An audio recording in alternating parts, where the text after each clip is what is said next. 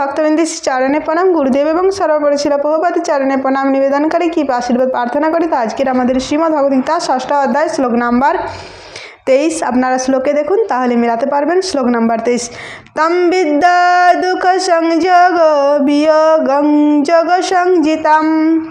অনুবাদ: এই জড়জগতের এই অবস্থায় স্থিত হলে চরম বিপর্যয়ও চিত্ত বিচলিত হয় না। জড় জগতের সংযোগজনিত সমস্ত দুঃখ দুর্দশা থেকে এটি হচ্ছেন প্রকৃত মুক্তি।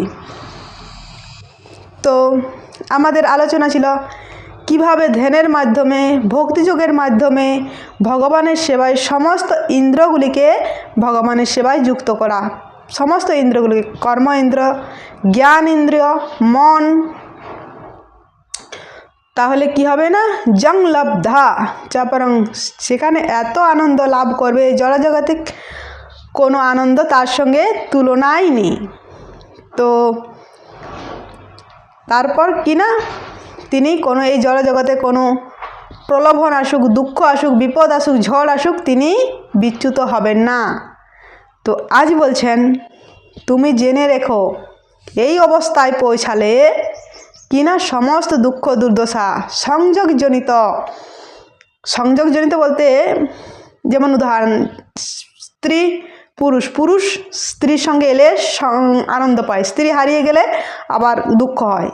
তো এইরকম কোনো দুঃখ, সুখ দুঃখ, এই যে সুখ দুঃখ একটা সাইকেলের প্রকের মতো, কখনো সুখ উপরে কখনো নিচে। তো এই সুখ দুঃখ থেকে তিনি কিনা হবে না, সেখানে ভগবানের সেবায় এতটা আনন্দ সে লাভ করবে। তো সেই জন্য আমাদেরকে ঐকান্ত প্রচেষ্টা রাখতে হবে, তো প্রচেষ্টা করতে হবে। তো আজ এই পর্যন্ত, বাকিটা পরের দিন। হরে কৃষ্ণ।